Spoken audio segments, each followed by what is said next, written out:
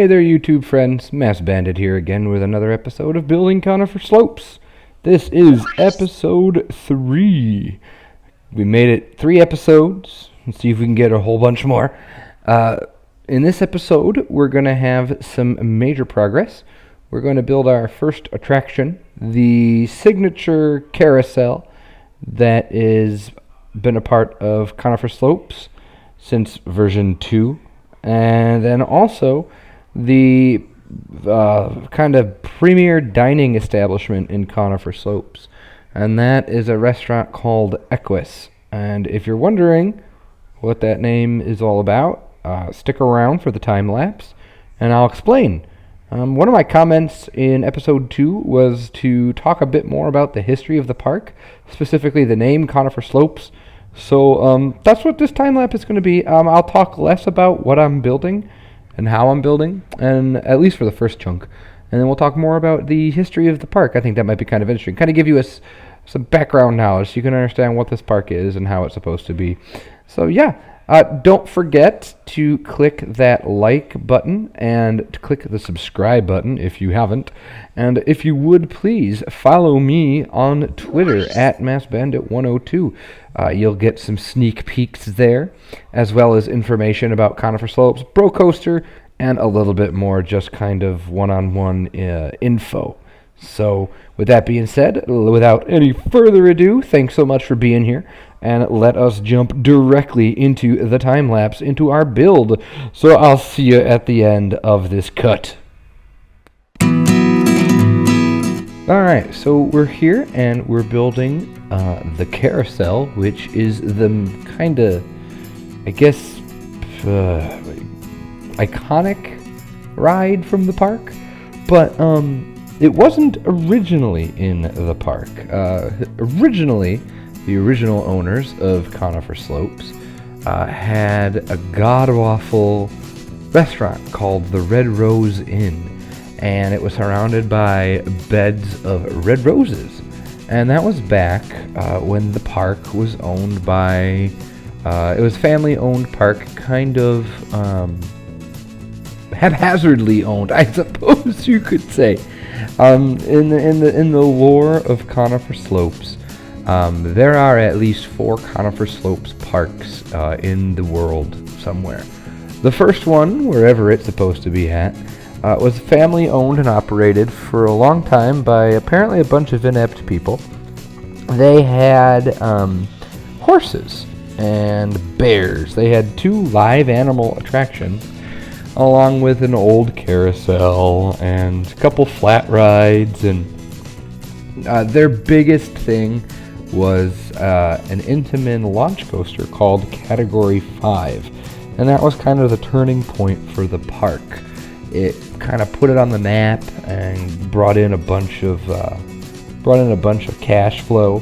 But up until that point, it had been a bunch of smaller, lesser-known rides. There was an old wooden coaster called the Hawk, and it was kind of mediocre at best. And also in the park was a Western-themed area called Fort A. And that was a music pun because one of the children of Conifer Slopes owners was a music student. And Forte is a music word that means loud. And so Fort A was a terrible pun that the owner thought would be a good idea. So, that being said, anyway, the park went through some rough patches. Attendance dropped, plummeted even, and with the lack of cash flow, no new rides could be added. There was the hoping of reopening, and there was reporters brought in and all kinds of stuff. And one of the attractions, it was called Sacrifice. It was a poorly themed like tribal area in the back of the park, which made no sense for the park. On its test run, a train careened off the track and exploded, and that basically caused the park to shut down. Bears were sold, several of them perished. Horses were sold. Park sat dormant. Enter a man by the name of Mr. Jonathan Kane, and his amusement industries, Kane Corporation. He bought the park after building some other properties. He bought it with the intention of refurbishing it, and so he brought in he took out the old awful restaurant and put in a double-decker carousel, and that is when it became the signature element of the park. And so every rendition of Conifer Slopes since then has had a carousel, double-decker carousel, in the front of the park. The Kane Company revamped the entrance area. They removed the wooden coaster Hawk and put in a flying coaster called Phoenix, kind of as a nod to the rebirth of the park and the rebirth of the area. They renamed and rethemed the western area to a more southwestern vibe. They got rid of the entire area that Sacrifice was in, and they built an area called Robin Crest Lane, which is kind of an American-themed area. It had a refurbished Arrow corkscrew coaster. They refurbished an area called Jonathan Lake, or they named it Jonathan Lake after the owner of the Kane Corporation, and they put in a junior coaster and a theater and a bunch of shopping. And then there was a hotel that they put in called the Oak, with a huge oak in the lobby. And one of the last things the Kane Corporation put in the original Conifer Slopes was a huge wooden coaster called Menace that was in the Haunted Woods area. And along with that, they also purchased a ride from another park called Crabtree Pleasure Gardens. It was a refurbished water ride called the Plunge. And those were the last additions to the original Conifer Slopes. And we heard about all that from one of the park enthusiasts. There was a short-lived second version of the park that went more Victorian in its design, and then it was quickly sold by the Kane Corporation. And then there was a third rendition of Conifer Slopes that was built and still operates, and it was much closer to the original, but instead of the Phoenix, the flying coaster, it has some other things in it. Basically, Jonathan Kane bought the original Conifer Slopes from a bunch of nobodies and turned it into this whole national brand. And so this is the most recent one, the one we're watching here. It's supposed to kind of be, well, who knows where, I guess. It's wherever you want it to be. And this is also going to be very close in layout to the original, but we're taking advantage of a lot of the things, now going back on the other side, that Planet Coaster has to offer. As far as real life inspiration, we'll save that for another video here, or at least later on in the video. I want to talk a little bit about this. You've seen the entire construction of the carousel. I did look at some pictures. I googled classic Grand Carousel, and there was a couple pictures that came up, and I was inspired to do this by a member called Kinderly, who's on Shy Guys World, and his stuff is incredible. It's just great. If you're unfamiliar with his work, log on to shyguysworld.com and check out. The park is called Kent Island Park, and it's incredible. But he has a great carousel cover, and while I didn't particularly rip him off, I was inspired heavily. So this structure here is the building. We're building the flagship restaurant of Conifer Slopes called Equus.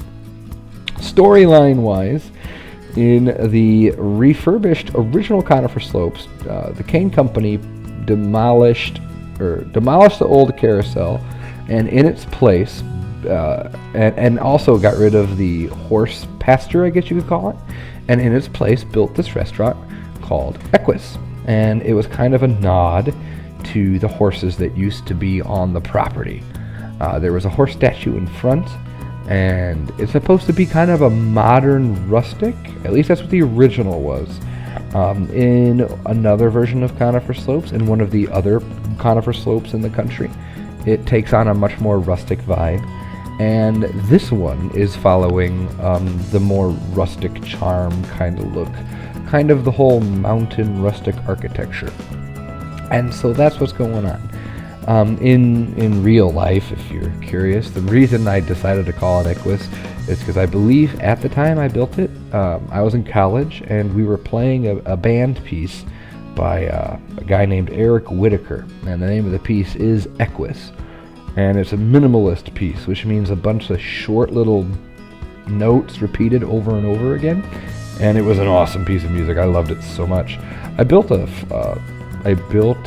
coaster. One of my very first standalone coaster projects in Roller Coaster Tycoon was a coaster named Equus. So Equus has been one of those things, one of those names that's popped up a bunch in my projects. And so here it is again. And so now I guess we'll talk a little bit more, since I gave a little bit about history.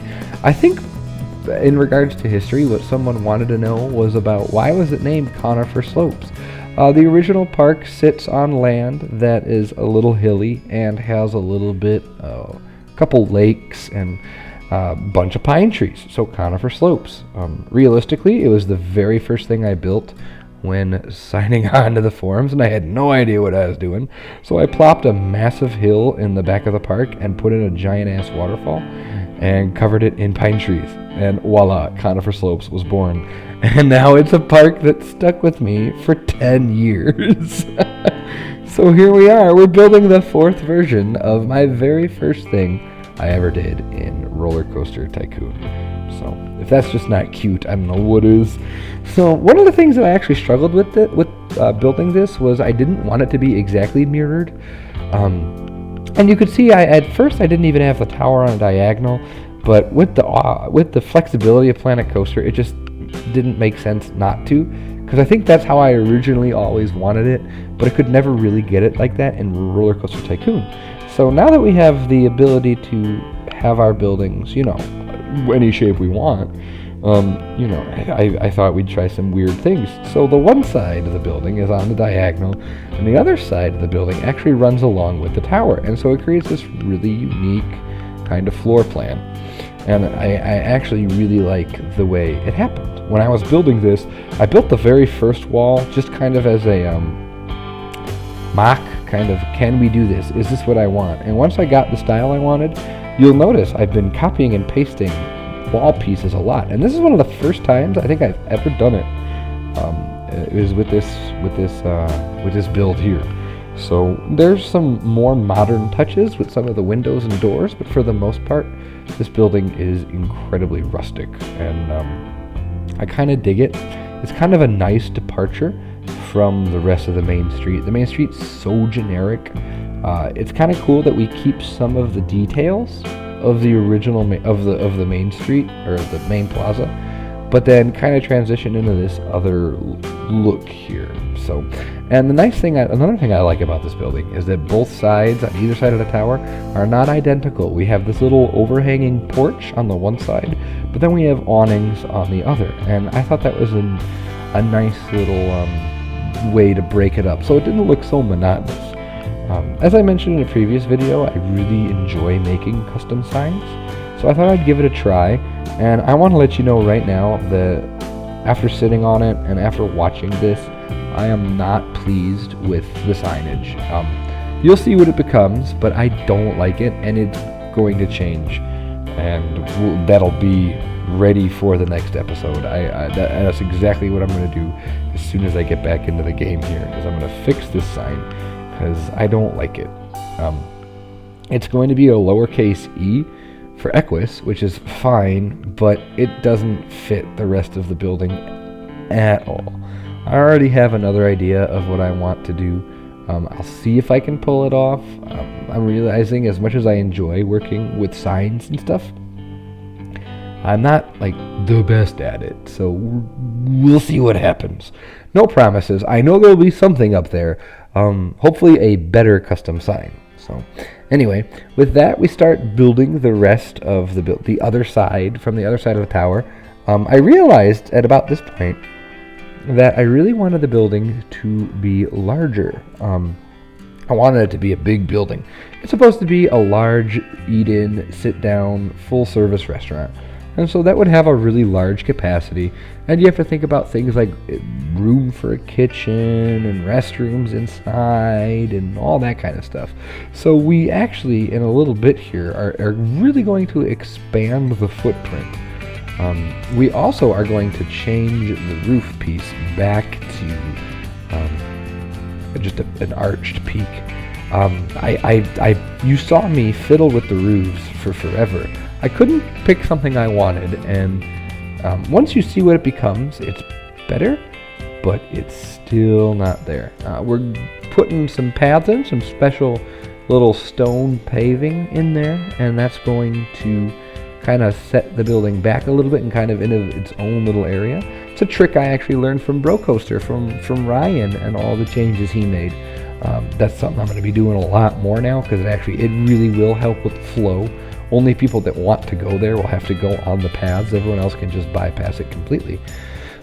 Foliage here, I'm trying to do my best, trying to learn the most I can from my bro partner, Mike, N7, trying to figure out how to landscape better. And I actually kind of like what I did here, and I enjoy the stone border I put up. So I think that adds a nice kind of rustic touch to the park. And there's that lamp I built. I'm undecided on it. What are your thoughts on the lamp? Tell me in the comments below. Do you like that lamp? Do you want to see it change? Does it just need to go away completely? What do you think? Just let me know, because I'm kind of undecided about it. I want to hear what you think. And so then here on the roof, that's what I decided to go with. And it's kind of a direct call back again to Bro Coaster. I'm kind of just in that vibe, you know? And so we went with this peak, this roof peak. But I don't like it. We're gonna change it again. I'm gonna change it again. So here we are, and at this point I realized how huge that tower was, and how it just kind of needed to be balanced out by the rest of the building. So I actually add 4 height roofs behind it, and that actually helps make that tower feel not so out of place. So yeah, there they are. There go those 4 height roofs. So after I did that, I was like, oh, sweet. Well, now we need to extend it even more, because that just looks stupid. So we extend the building out even further, and we add a little alcove and all that kind of stuff. So, man, I just kind of talked nonstop for almost 15 minutes. More than that. So I do believe that at this point, I've kind of run out of stuff to say. You're going to see me finish up the basic structure. After sitting on it and thinking about it, I've got some more details that I want to add, or I want to change out some of the trims.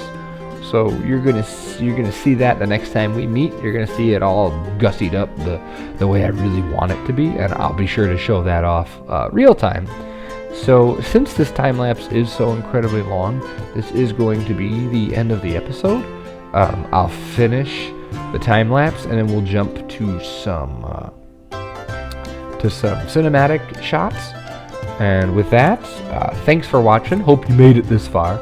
Enjoy the rest of the time lapse. Like I said in the beginning of the video, be sure to like, comment, subscribe, and be sure to follow me on Twitter @MassBandit102. So take care, have a great night, great day, whatever, and I'll see you for the next episode of Conifer Slopes. Have a great one. Bye-bye.